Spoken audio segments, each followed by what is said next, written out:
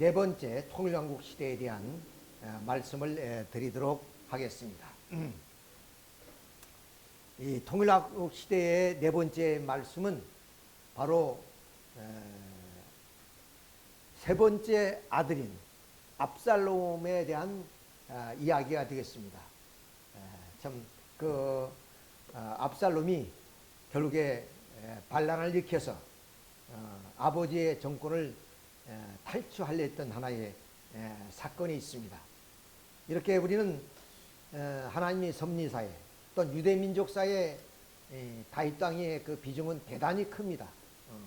그리고 이스라엘 민족은 메시아, 예수님을 메시아로 인정하지 않았기 때문에 가장 이스라엘 민족사에서 훌륭한 왕을 바로 다윗 왕으로 여기고 있고, 그의 그 이스라엘 민족의 그 상징인 국기도 보면 다윗별로 그렇게 명명이 되어 있습니다.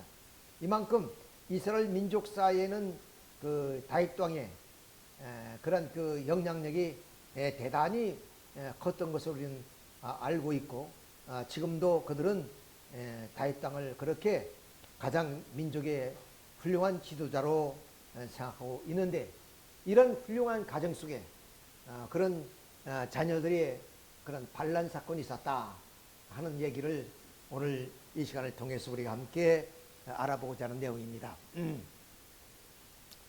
자, 지난 시간에 대한 내용을 간략히 말씀드리면 바로 장남이 암논입니다. 암논. 이 암논이 바로 그 압살롬의 친 누이동생 이 다말에 대한 연민을 느껴서 이 왕인 다윗 왕에게 부탁해서 다말로 하여금 암논이 좀 간호를 하도록 그렇게 간청을 드려가지고 결국에 이 암논이 그런 간호의 목적이 아니라 그런 다말에 대한 애정을 표현하려고 했던 겁니다. 자, 그런 하나의 사건이 있어가지고 결국 친오빠 되는 압살롬이 대단히 분개를 했습니다. 그런데 다윗 왕이 이런 그 장남 암논에 대해서 좀 질책을 할 뿐 어떤 그 형벌을 가하지 않았던가 봅니다. 그래서 이 압살롬은 기회만 엿보다가 이제 좀 양을 치는데 그 목장에 형제들 다 초청을 하는 거죠. 자, 그래서 이 초청을 해서 결국에 암놈까지 이제 초청을 한 거죠. 그래서 그 암놈을 여기서 살해합니다. 즉 형제들 앞에서 무자비하게 살해를 하는 거죠. 자, 그래서 이 압살롬은 그 아버지 눈을 피해서 구슬 땅으로 도망을 가요. 여기서 지금 3년 동안 지내게 됩니다. 자, 그 얘기가 사무엘하 14장에 있습니다. 37절. 압살롬은 도망하여 구슬왕 암미홀의 아들 달메게로 갔고 다윗은 날마다 그의 아들로 말미암아 슬퍼하니라. 그러니까 장남은 죽고 또 셋째는 이제 좀 자기는 눈을 피해서 도망갔으니까 부모의 마음이 오죽하겠습니까? 하여튼 뭐 잘했든 못했든 간에 두 자식을 이제 잃은 셈이 되니까 마음이 슬퍼서 늘 슬퍼했더라. 압살롬이 도망하여 구슬로 가서 거기서 산지 3년이라. 다윗 왕의 마음이 압살롬을 향하여 간절하니 암놈은 이미 죽었으므로 왕이 위로를 받았음이더라. 비록 그의 형을 죽이고 그렇게 구슬 땅으로 도망갔지만 부모의 마음은 그래도 그 자식에 대한 연민의 정이 늘 있는 거예요. 그래 수레의 아들 요압이 왕의 마음 압살롬에게 향하는 줄 알고 두고의 아예 사람을 보내가지고 거기서 지혜로운 여인 하나를 데려다가 그에게 이르되 청하건대 너는 상주가 된 것처럼 상복을 입고 기름을 바르지 말고 죽은 사람을 위하여 오래 슬퍼하는 여인같이 하고. 이 말은 무슨 말이냐? 이제 그 당시의 장군이 요압 장군입니다. 요압 장군이 그 다윗 땅을 보니까 비록 이렇게 자기 형을 죽이고 구슬 땅으로 도망간 압살롬을 잊지 못해서 좀 용서는 지금 못하고 있지만 잊지 못해서 그렇게 좀 마음을 슬퍼하는 것을 보고 이 요압 장군이 생각을 이제 다이하게 됩니다. 즉 다시 말씀드리면 여기에 두고아의 사람을 여인이 이 두고아의 여인을 불러가지고 스토리를 만듭니다. 어떤 스토리? 스라의 아들 둘이 있었는데 서로 싸워서 한 아들을 죽였다는 겁니다. 그러니까 이제 동네 사람들이 살인했으니까 그 죽인 아들까지도 내놓으라. 우리가 형벌하겠다. 이렇게 한다는 거예요. 그것을 다윗 땅에 가서 얘기하라 그런 겁니다. 이 요압 장군이 그게 슬피 울면서 상복을 입고 그래서 이제 아들이 죽었으니까 이럴 때 어떻게 하면 되겠습니까? 하고 다윗 왕한테 얘기하는 거예요. 근데 그 사정이 자기가 똑같단 말이에요. 그렇잖아요. 지금 형제를 죽이고 한 놈은 지금 구슬 땅으로 도망갔으니 그래서 하는 말이 내가 너희를 돌봐주겠다. 옛날 이스라엘 민족이 그러면 자식이 없으면은 형수를 아내로 동생이 낳습니다. 이것을 그 수원법이라 그래요. 자, 이렇게 해서 그 혈통을 이어나가는 거예요. 근데 이 둘째 아들마저 죽어버리면 이 가문의 혈통이 단절되잖아요. 그러니까 이것이 유대법에도 뭐는 보호해줄 그런 법이 있는 거예요. 자, 이런 입장에서 좀 그 다윗 왕은 그 여인을 위로해주는 동시에 자기가 깨달은 거예요. 아, 이것이 요압이 시켜서 하는 말이구나. 그러면서 그럼 구슬 땅에 있는 뭐는 압살롬을 생각하지 않을 수 없어요. 그래서 압살롬을 용서해가지고 이제는 다시 예루살렘으로 돌아오게 합니다. 이렇게 돌아왔어요. 이렇게 돌아왔어요. 근데 아무래도 그 형을 죽인 자식이니까 마음이 안 풀리는 거예요. 그래서 그 마음이 안 풀리니까 그러면 이 압살롬은 왕궁에 들어가서 아버지도 뵙지 못하고 그냥 왕궁 밖에서 그렇게 또 세월을 보내게 됩니다. 이때부터 그러면 이 압살롬은 이제 그 아버지 정권에 대한 도전을 하기 시작합니다. 남몰래. 자, 그 내용이 이제 압살롬이 반역으로 나오는데, 자, 압살롬은 어디야? 여기에 사무엘하 15장 이후에 보면은 그 후에 압살롬은 전차 한 대와 말들을 구하고 고위병 50명도 고용하다. 그는 매일 아침 일찍 일어나 성문으로 나가곤 했는데, 그는 성문 길가에 서서 누군지 소송 문제로 왕을 찾아오는 사람이 있으면 그를 불러 어디 사람이라고 묻고 그가 어느 지파 사람이라고 대답하면, 이 말은 무슨 말이냐면 이제 그 유대인들이 억울한 그런 일이 있으면 바로 왕에게 송사해서 그 억울함을 풀었던 거예요. 그런데 좀 그런 서민들이 그런 억울함이 있어도 그것을 시원하게 해소하지 못했던가 봐요. 그런 성문 앞에 바로 이 압살롬이 가서 자기 부하들과 함께 그런 좀 사람들을 만나서 위로해주고 그들에게 격려해주고 그들에게 뭐냐면 그런 하나의 그 송사들을 해결해 주려고 노력했던 것이요. 실제로 그거는 힘은 없지만, 자, 그 내용입니다. 그런 곧잘 이렇게 말하였다. 이 문제에 있어서 당신이 옳고 정당하지만 무조건 당신이 생각하는 것이 옳았다. 당신은 참으로 억울하다. 이렇게 위로해 주는 겁니다. 대리인을 소송 문제를 들어 줄 대리인을 왕이 세우지 않았습니다. 내가 만일 이 땅에 재판관이 된다면, 즉 왕이 된단 말이에요. 그 말은. 그러면 얼마나 좋겠습니까? 내가 그런 문제를 다 들어줄 텐데 내가 지금 이런 신세입니다. 그러면서 그 서민들이, 즉 그 백성들의 마음을 사로잡는 거예요. 사로잡는 거예요. 이렇게 좀 돌아오기는 왔는데, 그럼 왕도 대해주지 않고 또 궁궐에도 들 수 없는 그런 처지에서 근신을 하는 거예요, 지금. 근데 너무나 자기 생각은 억울하게 생각하고, 그래서 백성들의 마음을 사로잡기 위해서 이렇게 성문 앞에 가서 좀 송사를 하려는 그런 사람을 붙잡아 가지고 당신이 좀 옳은 사람이고 당신이 그렇게 억울함을 받으니 참 애처롭습니다. 내가 만일 그런 재판관이 된다면 당신의 모든 것을 이렇게 다 송사를 해결해 주는데 내가 그런 힘이 없어서 안타깝습니다. 하면서 백성들이 마음을 사로잡는 거예요. 자, 나는 그들의 문제를 공정하게 해결해 줄 것입니다. 그리고서 그는 누구든지 자기에게 와서 잘나르고 하면 그렇지 못하게 하고 오히려 손을 내밀어서 그를 붙들고 입을 맞추곤 하였다. 압살롬은 왕에게 재판을 하러 나오는 모든 사람을 이런 식으로 대하여 이스라엘 사람의 마음을 바로 도둑질하였다. 마음을 다 이제 빼앗은 거예요. 자기를 따르도록 이렇게 압살롬은 이제 서서히 이 반역의 그런 길을 걷기 시작하는 겁니다. 자, 이렇게 해서 이제 백성들이 마음을 딱 사로잡고 나서 그는 또 왕에게 어떤 얘기를 하느냐. 제가 이 구슬 땅에 있을 때 하나님께 서원을 했습니다. 내가 이렇게 잘못했으니까 그러면 저 헤브론에 가서 하나님께 제사를 꼭 드리겠습니다. 이렇게 자기가 뭐냐면 하나님께 서원했다는 거예요. 그 서원을 하기 위해서 왕께서 뭐냐면 저에게 헤브론으로 가도록 허락해 주십시오. 이렇게 하는 거예요.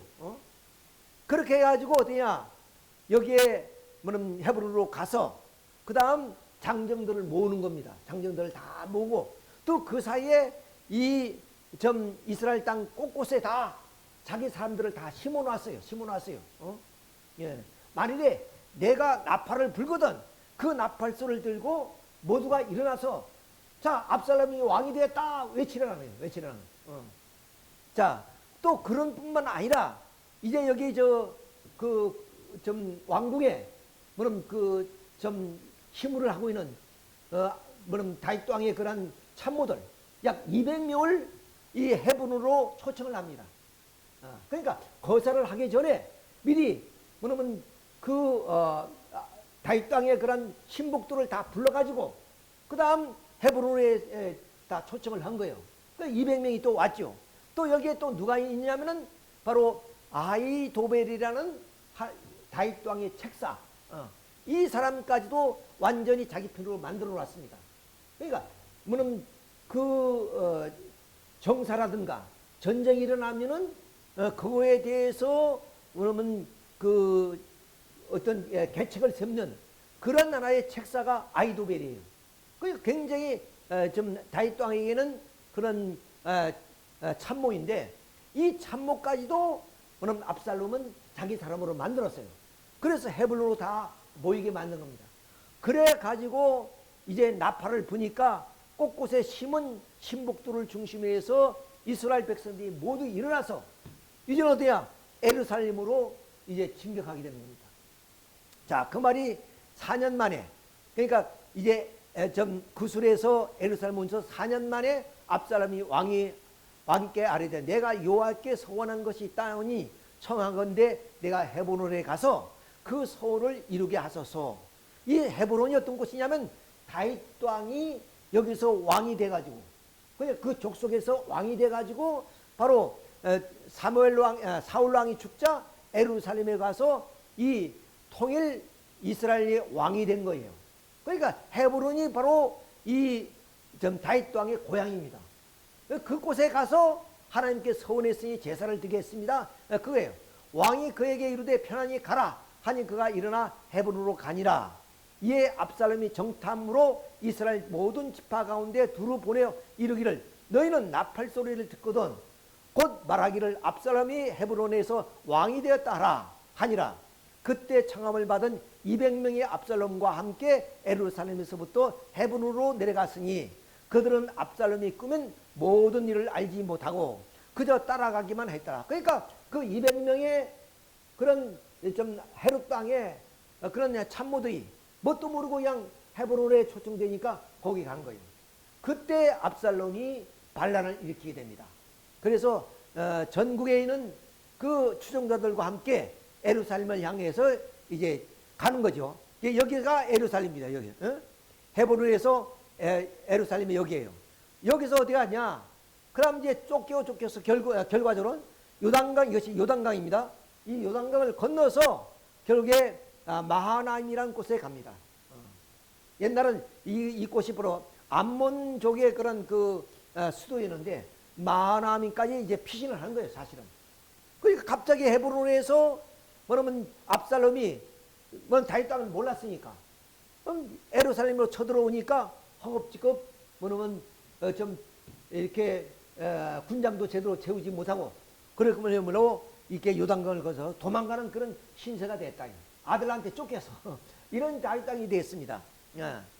자, 사무엘하 15장에 보면 전령이 다윗에게 와서 말하되 이스라엘 인심이 다 압살롬으로 돌아갔습니다. 그렇죠? 송사하는 사람들 다 붙들어가지고 내가 왕이 됐더라면 너희들이 그 송사를 내가 다 들어줄 건데 참으로 내가 지금 그런 입장이 못 됐으니 안타깝다 해서 백성들이 마음을 다 사로잡았단 말이에요. 그러니까 다 이제 백성들이 마음이 압살롬으로 간 거예요. 다윗이 예루살렘에 함께 있는 그의 모든 신하들에게 이르되 도망하자. 그렇지 않으면 우리 중에 한 사람도 압살롬께서 피하지 못하리니 빨리 가자. 두렵건대 그가 우리를 급히 따라와 우리를 해하고 칼날로 성읍을 칠까 하노라. 왕이 나갈 때 그의 가족을 따르게 하고 후궁 10명을 왕이 남겨둬. 그러니까 후궁까지 데리고 가는데 10명의 후궁은 이 예루살렘 성에 남겨줬어요. 남겨줬어요. 왕이 나감에 모든 백성에 따라서 벨밀하게 이루어 멈춰서니 마침 우리가 임진을 한때 뭐냐면 그 왕이 뭐냐면 참으로 지금 생각해 보면 야, 그 일본군이 어떻게 그렇게 빠르게 옛날 조선 시대에 우리나라의 도로를 보면은 외적이 침략하지 못하게 도로를 넓히지 않았어요. 그러니까 겨우야 마차 한 대가 다닐 정도의 그런 소도로입니다. 이런 소도로가 바로 부산에서 한양까지 40일 돌파해요. 40일 만에. 그러니까 결국 좀 왕은 부랴부랴 그냥 신하를 데리고 그야말로 한양성을 버리고 저 신의주로 도망간 거 아닙니까? 그래서 백성들이 화가 나서 궁궐을 불태운 거예요. 그것처럼 지금 다윗 땅도 그렇게 도망가게 됐어요. 허겁지겁. 자, 이런 시대가 됐습니다. 이렇게 참 아들한테 쫓겨가지고 자, 그래서 이렇게 쫓겨가면서 온 땅 사람이 큰 소리를 울며 백성이 앞서 건너가며 왕도 기드론 시내를 건너간 모든 백성이 광야길로 향하니라. 이때 뭐냐면 여기에 제사장 사독과 그와 함께한 모든 레위 사람도 하나님의 언약궤를 메어다가 하나님의 궤를 내려놓고 아비아달도 올라와서 모든 백성이 성에 나오기를 기다렸더라. 그러니까 여기에 그러면 레위 지파, 제사장 지파죠. 그 지파들 사독과 아비아달과 이런 사람들이 다 해서 이제는 도망가는 겁니다. 같이 도성에 있는 백성들로 하고 이렇게 도망을 가는 그때 어디에 여기서 뭐는 언약궤 이것이 이스라엘 민족의 신앙의 중심이란 말이에요. 그러니까 이스라엘 민족이 광야길에도 그러면 이 언약궤인 법궤를 앞세워서 건넜던 것이고 또 요단강을 건너서 그야말로 그 가나안 7족을 멸하기 위해서 향했던 그런 길 때도 바로 저 언약궤를 앞세워서 갔던 겁니다. 그러니까 여기에서 이제 그 레위선들이 언약궤를 메고 나왔단 말이에요. 그러니까 여기서 이제 다윗 땅이 그 언약궤를 그대로 성에다 갖다 놓아라. 이렇게 얘기를 합니다. 성읍으로 도로 메어 가라. 만일 내가 여호와 앞에 은혜를 입었으면 도로 나를 인도하사 내게 그 궤와 그 계신 데를 보이시리라. 왕이 또 제사장 사독에게 이르되 선견자가 아니냐. 너는 너희의 두 아들 곧 히마스와 아비아달의 아들 요나단을 데리고 편안히 성으로 돌아가라. 그러니까 여기에 함께 좀 제사장 사독과 아비아달 두 사람이 있었는데 이 사람도 이 언약궤와 함께 그 반란이 일어난 성으로 들어가서 있으라고 말이에요. 뭐 같이 도망가야 되는데 오히려 언약궤도 제자리로 돌려놓고 그 다음 제사장들도 그 자리로 돌아가라 이렇게 말씀합니다. 자, 너희가 내게 알리는 소식이 올 때까지 내가 광나루터에서 기다리라 하니라. 사독과 아비아달이 하나님의 궤를 에르살렘으로 도로 메다가 놓고 거기에 머물러 있으니 다윗이 감난산길로 올라갈 때 그의 머리를 그가 가리고 맨발로 울며, 그러니까 이 맨발로 가는 거예요. 이제 이렇게 감난산길, 바로 좀 기드른 골짜기를 넘어서면 감난산이거든. 거기 넘어서 지금 도망가는 겁니다. 지금 기가 막힌 사실이죠. 자, 그런데 여기에 뭐냐면 다윗 왕의 계략이 있어요. 왜 사독과 아비아들을 뭐냐면 다시 예루살렘 성으로 들어가게 만들었냐? 너희들이 가서 가서 정치를 하는 말입니다. 즉 그때 동태를 뭐냐면 하나도 빠짐없이 나에게 보고하라, 그 뜻이에요. 그런 계략이다. 왜냐하면 다윗 땅은 어릴 때부터 사울 왕에 쫓겨서 그야말로 전쟁을 치른, 그야말로 백전노장이란 말이야. 이런 그 백전노장이 그걸 모르겠습니까? 그러니까 그럼 이 사독과 아비다는 제사장이니까 가서 뭐 그게 해로울 것이 없단 말이죠. 그래서 다시 돌려보낸 겁니다. 이렇게 이제 돌려보냈습니다. 그런데 여기서 이제 그 피난하는 과정 속에 이야기를 하나 좀 해야 됩니다. 자, 무비보셋이라는 이 사람은 지난 시간에 말씀을 드렸는데 시간이 없어서 얘기는 못했는데 바로 사울 왕의 장남 요나단의 아들입니다. 그 요나단은 그 사울을 숨겨주고 사울의 그 안전을 도와준 분이거든요. 가장 그 친하게 지낸 그런 그 형제같이 지낸 사람이 사울 왕 큰아들 요나단입니다. 요나단의 아들이란 말이야. 근데 이 정권이 바뀌었잖아요. 즉 역성혁명이라는 겁니다. 사울을 중심으로 하는 그 왕권이 이제는 뭐는 이 유다 족속인 다윗 땅으로 왔단 말이에요. 그렇잖아요. 이런 바람에 그럼 그 가문이 완전히 박살이 난 거지. 그런데 이 무비보셋이 절름발이가 되었습니다. 왜냐하면 바로 사울 왕이 있을 때 이 브레스하고 싸우면서 그럼 도망치다가 그 애기 보는 그 여인이 잘못해서 애기를 떨어뜨렸어요. 그것이 무비보셋인데 무비보셋이 그때 발을 다쳐가지고 절름발이가 됐어요. 그런데 이제 왕권이 바꿔지니까 그들이 해를 입을까 봐서 그 뭐 우리가 알다시피 사울 왕의 아들들은 다 죽었잖아요. 근데 이 하나만 남은 거예요. 이에도 뭐냐면 다윗 땅으로부터 어떤 해를 입을까 봐서 몰래 이름 없이 몰래 숨어 있는 거예요.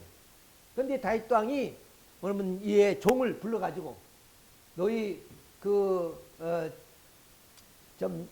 사울 왕의 가게에 살아있는 사람이 없느냐 했더니 한 사람이 살아있습니다. 그 누구냐 했더니 요단의 아들 무비보셋입니다. 그럼 무비보셋을 불러라. 그냥 무비보셋은 벌벌 떠는 거예요. 이제 왕이 죽일까 봐서. 근데 그 아버지 요나단과의 참 형제처럼 지낸 친분이 있잖아요. 그리고 이 다윗 왕은 굉장히 성품이 온순하고 정말로 착하신 분이에요. 그러니까 이 애를 오히려 안쓰럽게 생각하고 너는 내 아들로 생각하겠다. 그래서 같이 먹고 같이 지내자. 그래서 이렇게 환대를 해준 겁니다. 환대를 해줘. 자, 이렇게 했는데 여기에 어디냐? 바로 이 무비보셋의 종 시바라는 사람이 있어요. 시바. 이 시바가 뭐냐면 이 지금 궁궐에서 같이 먹고 생활하던 그러한 무비보셋을 내버려두고 자기 혼자 뭐냐면 낙에다 빵을 싣고 먹이를 싣고 와서 피난 가는 다윗 땅을 이제 좀 만나게 되는 거죠.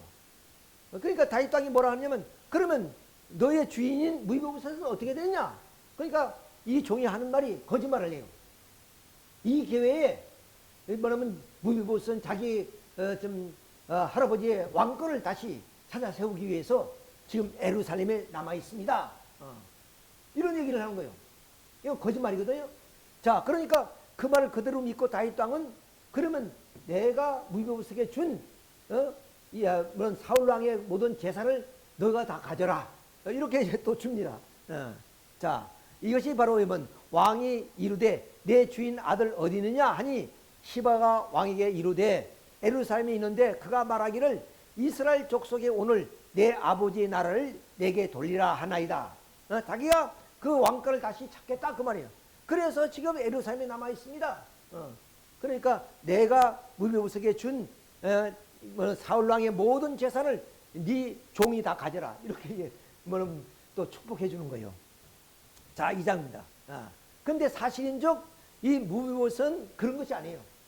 그 은혜를 입었기 때문에 그 은혜를 위해서 그럼 좀 꼭 다윗 왕은 돌아올 것이라는 그 신념을 가진 거예요. 돌아올 때까지 왕궁을 지키겠다는 그런 마음을 가졌는데 이 종인 뭐냐면 바로 그 시바가 거짓말을 해서 결국에 사울 왕의 그런 모든 재산을 자기가 물려받게 되는 그런 입장이 되었습니다. 자, 이거죠. 자, 근데 여기에 또 뭐냐면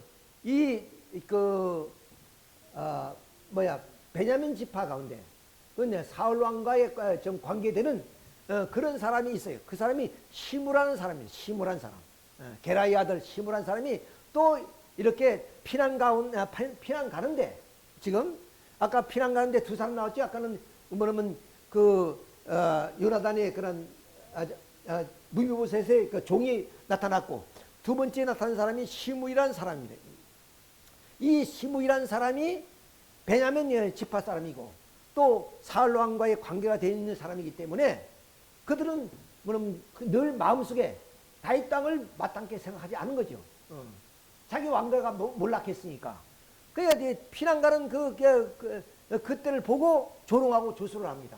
자, 그것이 다윗 왕과 그의 일행이 바후림에 이루었을 때 한 사람이 마을에서 나와서 그들을 저주했는데 그는 사울이 집안 사람 중 하나인 게라의 아들 시므이라는 자였다. 이런 시므이가 돌을 던지면서 그가 다윗과 그의 신하들에게 돌을 던졌으나 왕은 백성들과 경호병들에게 좌우로 쌓여 있었다. 이제 돌을 던지는 거죠. 그러니까 경호원들이 그것을 이제 커버해주고 이러는데 그때 요압의 동생이 어디면 칼을 빼서 내가 저놈을 죽이겠습니다. 그랬더니 왕이 그러지 말라 이렇게 만류합니다.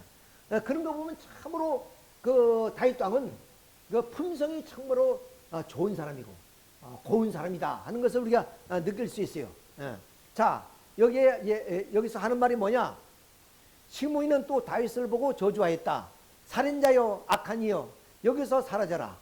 여호와께서 사울과 그의 가족을 죽인 죄를 너에게 갚으셨다. 내가 사울의 왕을 빼앗았으나 이제는 여호와께서 너희 아들 압살롬을 주어가지고 너희의 그런 죄를 징벌하는 것이다. 이런 얘기를 하는 거예요. 그러니까 아까 말씀드렸듯이 요압이 동생이 칼을 빼서 그를 죽이려 했더니 바로 다윗 왕이 만류를 합니다. 자, 이것이 바로 11절의 말씀입니다. 내 몸에서 난 아들을 나를 죽이려고 하는데 내 몸에 난 자다오 나를 죽이려 하는데 하물며야 베냐민 사람이야 말할 수가 있겠느냐? 내가 베냐민의 그런 그 사울 왕을 대신 내가 왕이 됐지 않느냐? 그러니까 그 사울의 가문의 사람들이 오죽하겠느냐? 내 아들도 지금 나를 이렇게 좀 내쫓는데 이 사람들이야 오죽하겠느냐? 그러니 좀 그만둬라. 그런 거 보면은 아까 말씀드렸지만 다윗 왕의 그 성품이 굉장히 착하신 분이다. 넓으신 분이다. 모든 것을 포용할 수 있는 그런 분이었구나 하는 것을 우리가 알 수 있어요. 그러니까 이스라엘 민족이 다윗 왕을 그렇게 높게 평가하고 위대한 그런 그 왕으로서 지금까지도 이스라엘 백성들이 다 그렇게 섬기고 있다는 것을 우리가 알 수가 있습니다. 자, 이렇게 해서 시므이도 그렇게 조롱하고 조소한 이런 조롱과 조소를 받으면서 다윗 땅은 이스라엘 왕 아니야. 이스라엘 왕. 압살롬이라는 아들에게 쫓겨서 지금 어디에 가느냐? 마하나임으로 지금 요단강을 건너서 도망가는 그런 입장이 됐어요. 자, 그런데 여기서 뭐냐면 아렉 사람 후세라는 사람이 있어요. 이 후세라는 사람이 이제 도망가는 그 다윗 땅 앞에 오셔서 그야말로 자기 옷을 찢고 흙을 던지시면서 통곡을 하는 거예요. 어떻게 해서 이런 일이 일어날 수 있느냐? 이러면서 통곡을 하는 겁니다. 지금 아들은 아버지의 왕권을 탈취하기 위해서 반란을 일으키는데 이렇게 충실한 신하는 자기 옷을 찢으면서 통곡하는 겁니다. 통곡. 이런 현실을 보고 그때 다윗이 하나님을 경배하는 마루트에 이르렀을 때 아렉 사람 후세가 옷을 찢고 흙을 머리에 덮어쓰고 다윗을 맞으러 온지라. 다윗이 그에게 이르되 만일 나와 함께 나가면 내가 누를 끼치리라. 그러나 내가 만일 성읍으로 돌아가서 압살롬에게 말하기를 왕이여 내가 왕의 종이이다. 전에는 내가 왕의 아버지 종이 되었더니 이제는 내가 왕의 종이나이다. 이 말이 무슨 말이냐? 나와 함께 가면 너도 힘들고 나도 힘들다.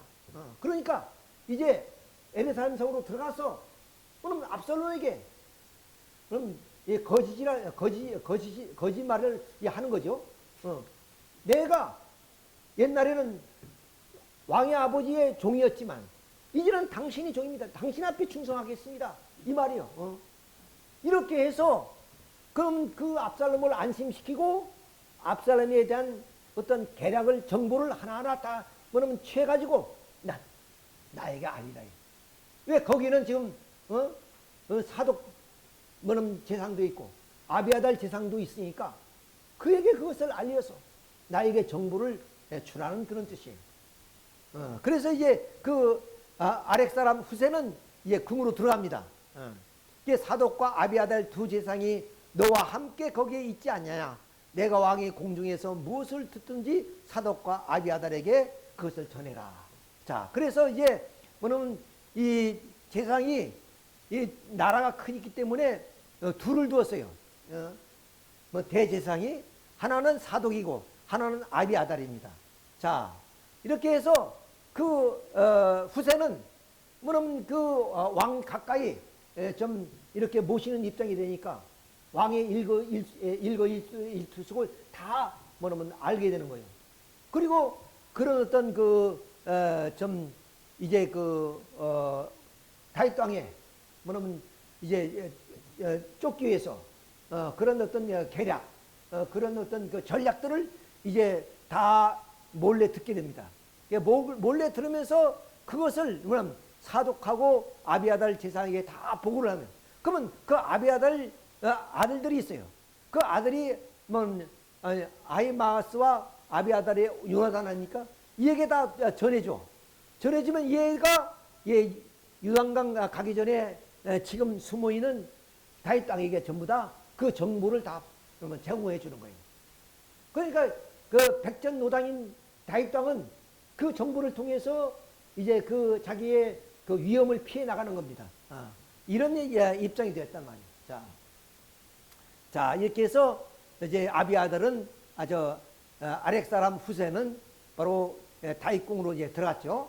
들어가서 이게 정보를 전부 다 제사장에게 이제 전부 다 전하게 되는 그런 하나의 입장이 되었습니다. 자, 근데 여기서 아까 말씀드렸죠.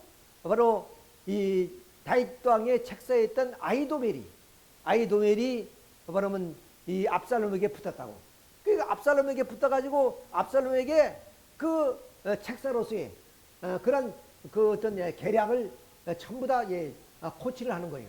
자, 그 내용이 뭐냐면 압살롬이 아히도멜에게 이르되 너는 어떻게 행할 계략을 우리에게 가르치리라 하시니, 아히도멜이 압살롬에게 이르되 왕의 아버지가 남겨둔 왕궁에 10명의 후궁이 있다 그랬죠. 그 후궁들 더불어 동침하소서. 동침하라는 거예요. 어떻게? 이렇게 대낮에 옥상에다가 텐트를 쳐가지고 10명의 후궁들을 다 데려다가 여기서 뭐냐면 음란 행위를 하라는 거예요. 음란 행위. 그 이유가 뭐냐면은 바로 이렇게 해야 이제 백성들이 그것을 알고 완전히 이제는 압살롬이 왕을 이제 제껴놓고 이 나라의 왕이 됐구나, 권력을 이제는 다 잡았구나, 이렇게 인정하게 된다는 거예요.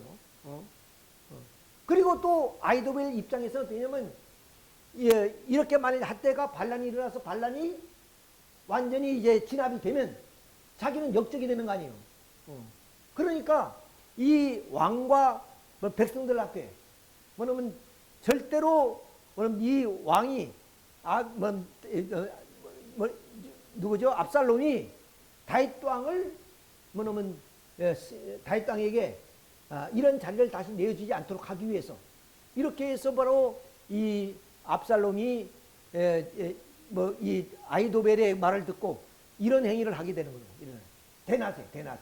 자, 그 내용이 왕께서 왕의 아버지가 미워하는 바 됨을 온 이스라엘에게 들리니 왕과 함께 있는 모든 사람의 힘이 더욱 강하여지리다 하니라. 이에 사람들이 압살롬을 위하여 옥상에 장막을 치니 압살롬이 온 이스라엘 무리의 눈앞에서 그 아버지의 후궁들을 더불어 동침하였더니라. 자, 이렇게 해서 이스라엘 민족 앞에 오는데 이 내용이 이미 다윗 왕이 밧세바라는 여인을 몰래 취할 때 나단 선지자가 이제 하신 말씀이 있어요. 그 말씀이 뭐냐면 바로 사무엘상 12장 11절 내용입니다. 내가 내 눈앞에서 내 아들을 뺏어 내 이웃들에게 주리니 그 사람들이 내 아내들과 더불어 백주에 동침하리라.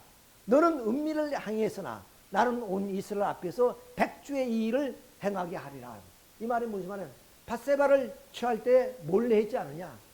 그런데 이제 나는 너희가 그런 범죄를 저질렀으니 너희 이제 좀 아들들에게 갔으면 어떠냐? 너희 아내를 백주에 대낮에 모든 백성이 보는 앞에서 그런 일이 벌어질 것이다. 이미 그것을 예언했어요. 그 예언이 지금 이루어지는 겁니다. 그 예언이. 그렇게 이제 좀 사건이 벌어지는 거죠. 자, 그러면 두 번째 아이도벨의 책사가 뭐냐? 계략이 뭐냐? 그것이 바로 이제 나에게 좀 12,000명의 그런 좀 병력을 주면 요단강이 지금 건너가지 못했으니까 다윗 땅이 요단강을 도하기 전에 그들을 쳐야 됩니다. 쳐야 됩니다. 이렇게 하는 거예요. 자, 봅시다. 사무엘 17장에 보면 아이도벨이 또 압살롬에게 이르되 내가 사람 12,000명을 내게 택해 주시면 오늘 밤 내가 일어나서 다윗이 뒤를 추적하여 그가 곤하고 힘이 빠졌을 때 기습하여 그를 무섭게 하면 그와 함께는 모든 백성이 도망하리니 내가 다윗 왕만 쳐 죽이고 모든 백성이 당신에게 돌아오게 하리니. 그러니까 요단강을 도하기 전에 바로 다윗 왕을 쳐야 된다는 거예요. 그래서 그때면은 백성들은 살리고 왕만 쳐 죽이고 백성들은 다 당신 앞에 돌아오게 하겠습니다. 이런 하나의 계략을 이제 세운 겁니다. 그 계략을 아까 말한 후세가 이제 다 듣고 지금 보고하는 거죠. 근데 이제 이 압살롬이 그러면 좋은 계략이다. 뭐 신하들도 그거 좋습니다. 이렇게 했단 말이에요. 근데 그러면 좀 좋은데 후세에게도 한번 물어봐야 되지 않겠냐. 후세의 계략은 또 어떤 것인가. 그래서 후세한테 얘기해 보라 그래요. 후세한테. 그래서 후세가 또 얘기를 합니다. 자, 그것은 온당치 않습니다. 지금 다윗 땅은 백전 용사입니다. 그야말로 좀 어릴 때부터 그런 전쟁터에서 자란 사람 아닙니까? 이 백전 노장 앞에 호락호락 그렇게 당하지 않습니다. 우리는 그것을 깊이 생각해야 됩니다. 그러면서 이 아이도벨의 책략이 잘못됐다. 자기의 책략을 한번 말해보라 그러니까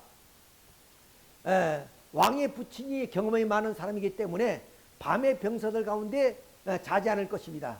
아마 그는 지금쯤 굴이나 다른 어떤 곳에 숨어 있을 것입니다.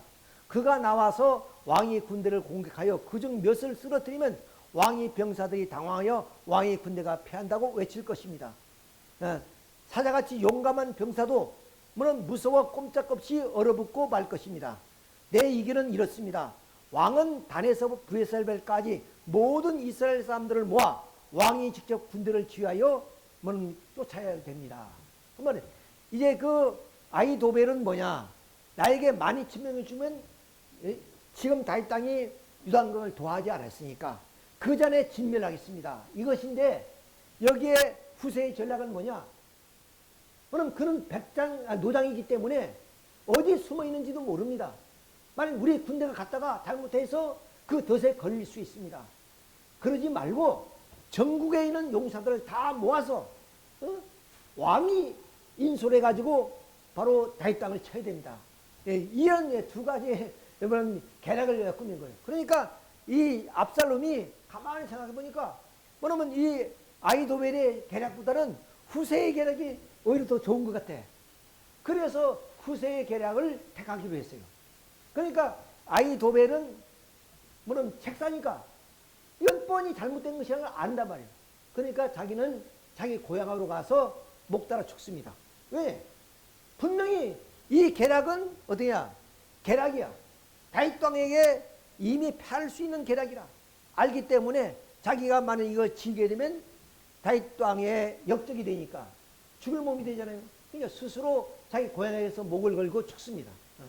그런데 이제 압살롬은 이 후세의 계략에 의해서 이제 진행을 하는 거죠. 그런데 이 소식을 전부 다 이미 뭐 대상 사독과 아비아달을 통해서 전부 다 전해졌습니다. 그러니까 빨리 그 다윗 땅은 이 요단강을 도하해서 바로 이 마하나임으로 피해 든 거예요. 그렇게 시간을 벌었단 말이에요. 시간을. 그러니까 이 압살롬은 전국에 있는 군대를 뽑는 그 시간에 바로 다윗 땅은 마하나임으로 이제 피난 가서 거기에서 이제 군대의 정렬을 이제 갖추는 거죠. 자, 이렇게 갖추어서 이제는 압살롬 군대하고 싸우게 됩니다. 근데 바로 여기에 장군은 세 군데로 진격해서 적군이 오는 것을 이제 막고 쳐부시기 위해서 전쟁을 하는 겁니다. 이렇게 요압 장군은 세 군데로 이제 이렇게 부하들을 분산시켜서 이렇게 진격하게 됩니다. 다윗이 그의 백성을 보냈을 3분의 1은 요압이 후회해야 할, 3분의 1은 스루야의 아들 요압의 동생 아비새의 휘하에 넘기고 3분의 1은 가드 사람 이때의 휘하에 넘기고 왕이 백성에 이르되 왕도 나도 나가겠다. 그러니까 왕은 나서면 안 됩니다. 왕이 어떠면 얼마나 귀하신 분인데 왕이 가서 다치게 나면 어떻습니까? 우리가 가서 무찌르겠습니다. 그래서 이렇게 전략을 세워가지고 이런 그 압살롬의 군대를 대해서 압살롬을 대패합니다. 대패해서 이제 도망가는 거예요. 이제 혼자 낙이 타고. 그러니까 이 요압 장군의 군대를 맞으시니까 도망가다가 그가 옛날 사람들은 다 머리를 키웠단 거 봐요. 여자처럼.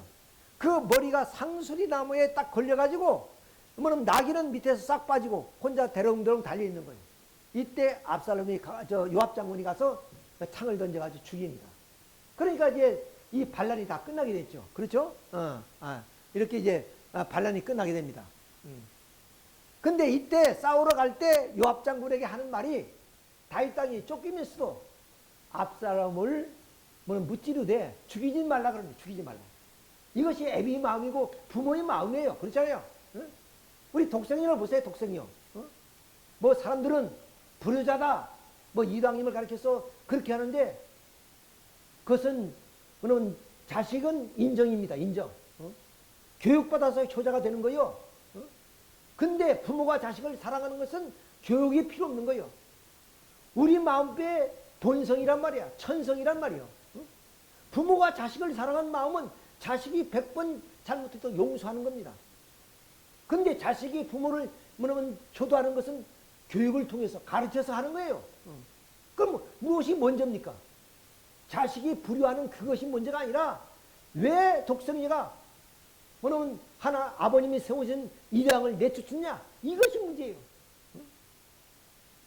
아버님이 그렇지 않더라도 독생녀는 어머니 되고 부모 되니까 좀 이방인을 왕으로 잘 섬길 수 있도록 받은 식구들에게 얘기를 해야 되고 또 참모들에게 얘기해야 되는 거 아니에요?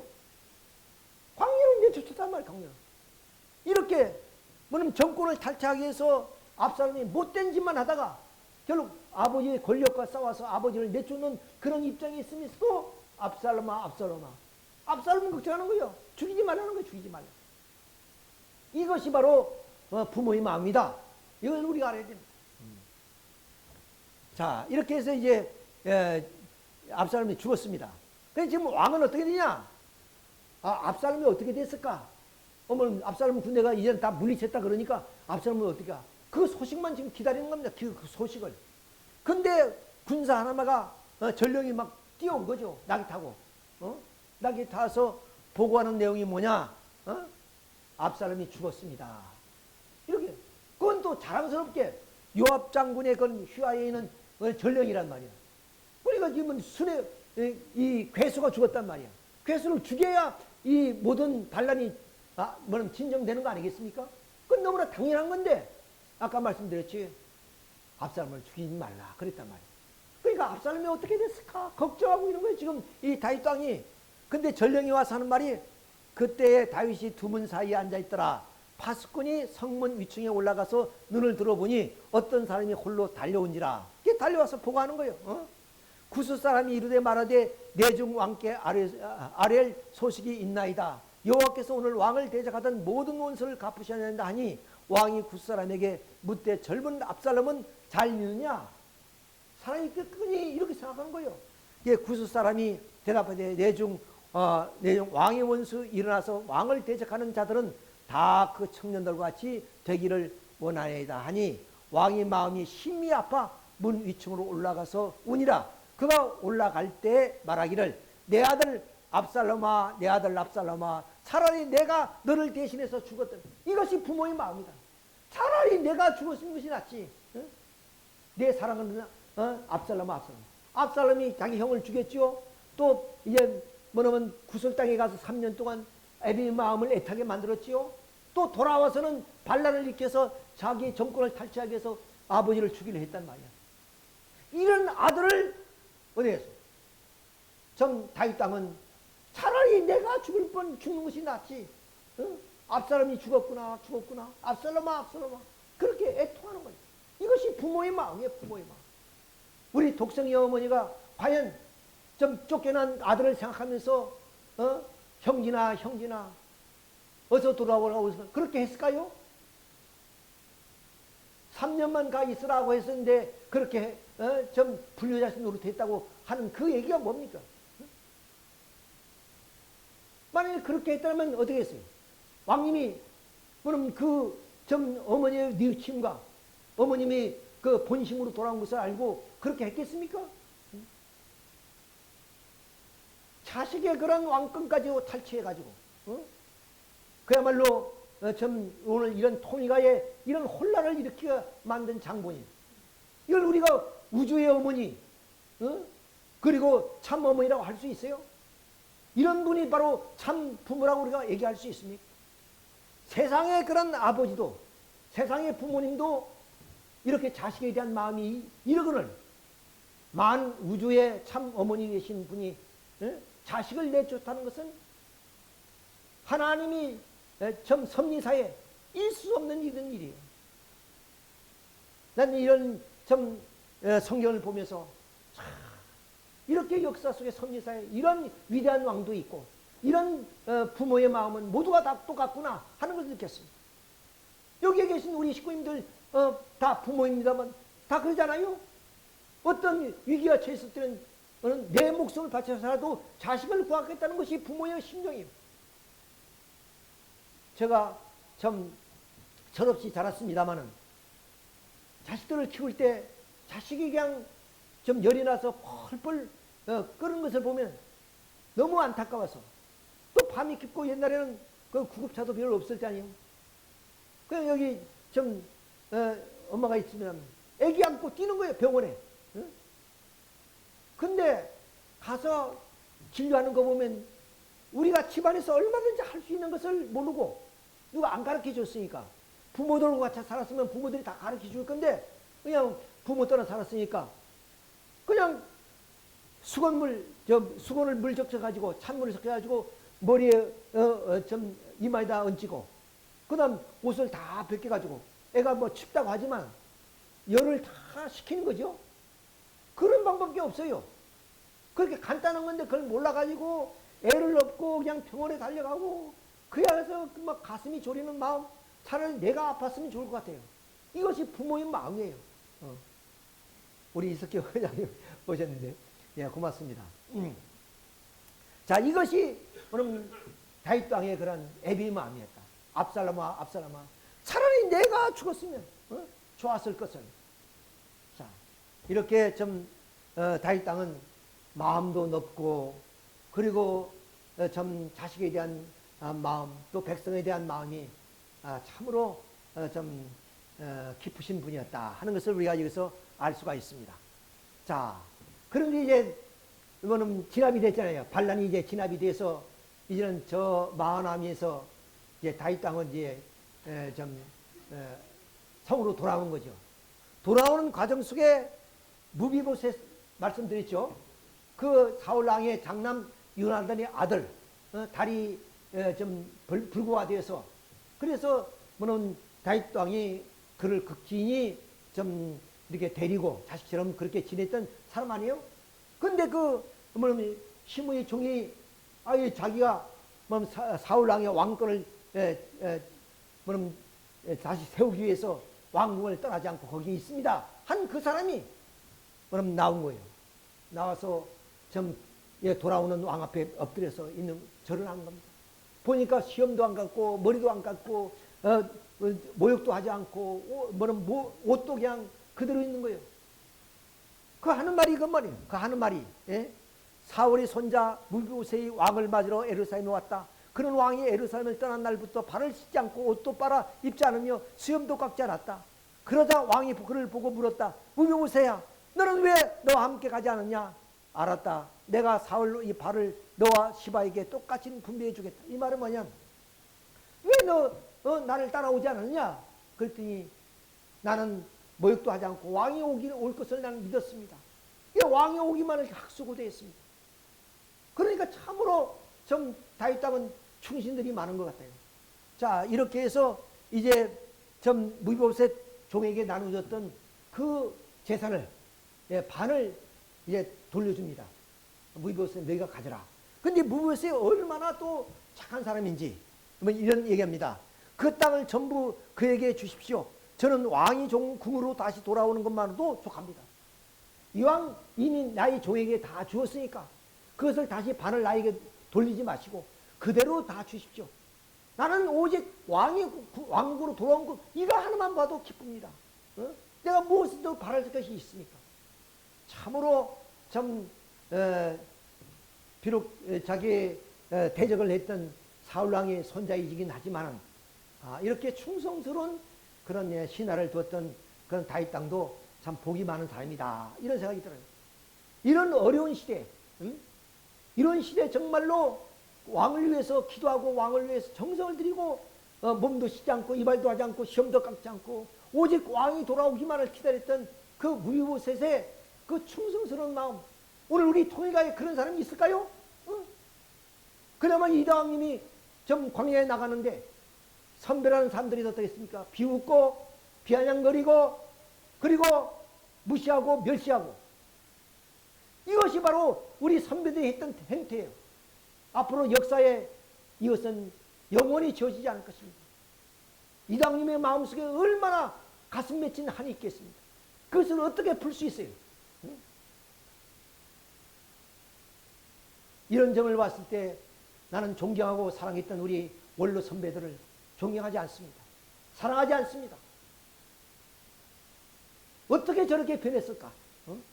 세상이 다 변해도 변하지 말자고 100번 죽어도 한 번 명상 그것을 우리는 좀 잊어버리지 말자고 그렇게 좀 단신가를 불렀던 선배 원로들이 아닙니까? 이런 하잘 끝도 없는 사람도 그야말로 왕이 쫓겨가는 것을 보면 가슴 아프게 생각하고 꼭 돌아올 것이라는 믿음을 가지고 좀 옷 한번 갈아입지 않고 그렇게 그 날만을 기다리면서 이제 좀 당신에게 주었던 그 모든 재산을 돌려줄 때 하시는 말씀이 뭡니까? 나는 이것이 필요 없습니다. 그것은 그 종에게 다 주시고 나는 오직 왕이 뭐냐면 무사히 궁으로 돌아온 것 이것만 아주 너무 기쁩니다. 이것이 바로 무비보셋이 하잘 끝 없는 그 좀 요나단의 아들 무비보셋이 뭐는 왕에 대한 충성심이에요. 이런 충신이 있는 이상 다윗 땅이 외롭겠습니까? 그래서 다윗 왕국이 번창했던 이유가 이렇습니다. 이런 충신도 있었다죠. 자, 그리고 이제 이 마하나임에서 이제 같이 있었던 사람이 누구냐면 길르앗 사람 바실이라는 사람이에요. 이런 또 충신이 있어요. 이제 마하나임으로 또 이제 피난 갔잖아요. 여기서 이 바실이라는 사람이 좀 잘 살았던 거 봐요. 그러니까 모든 양식을 다 됐던 거예요. 그래 너무 고마워서 이제는 이제 좀 왕국으로 돌아올 때 같이 가자. 같이 가서 같이 정서도 나누고 같이 내가 너의 그 은혜를 갚겠다. 그러니까 내 나이가 몇 살입니까? 오직 왕께서 궁으로 돌아가는 것만이 내가 기쁩니다. 나는 이 나이에 내 고향 땅에서 살다가 죽겠습니다. 자, 권력을 준다 해도 마다하는 거예요. 물질 재산을 준다 해도 마다하는 거예요. 이런 충신이 있기 때문에 다윗 왕은 그 치세가 좀 비났다 하는 것을 우리가 여기서 알 수 있습니다. 자, 이런 분이 있었다는 것을 우리가 여기서 알게 되는 거예요. 자, 근데 요 이제 마지막 내용입니다만은 바로 여기서 또 아들이 반란을 일으킨 뿐 아니라 그 다음 비그리의 아들 세바가 또 반란을 일으킵니다. 또 반란을 일으켜요. 이게 들어오는데 또 이렇게 반란을 일으켜서 그 세바가 이렇게 단위까지 이제 도망을 갑니다.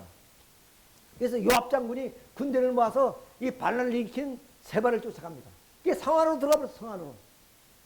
옛날은 그런 적군이 돌아올 거 봐서 성을 튼튼하게 짓잖아요. 그러니까 성을 뭐냐면 파괴해서 들어갈 수가 없으니까. 그 다음은 성 밑을 팝니다.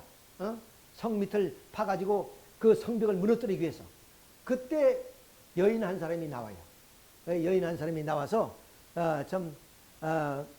이제 그 여인에게 요압 장군 두 아들이 이런 얘기입니다. 만약에 너희가 세바의 목을 잘라서 성 밖으로 던지면 우리의 성을 무너뜨리지 않겠다. 그렇게 해서 그 여인이 아마 성에 들어가서 거기에 있는 뭐 좀 사람들에게 얘기를 한 모양이죠. 그래서 몰래 세바의 목을 잘라서 성 밖으로 던져주기 때문에 결국에 그 좀 반란이 진정이 됩니다. 이렇게 해서 결국에 좀 이 요압 장군 압살롬의 그런 반란도 좀 모두가 진정되고 그런 세바의 그런 하나의 반란도 다 진정이 되어서 이제는 평온한 태평성대의 그런 하나의 좀 세월을 다윗 땅이 가지게 됐다 하는 말씀을 드리면서 오늘 말씀을 마치고 다음 장의 마지막으로서 솔로몬 왕의 치세에 대해서 말씀을 드리도록 하겠습니다. 우리 함께 기도 올리겠습니다.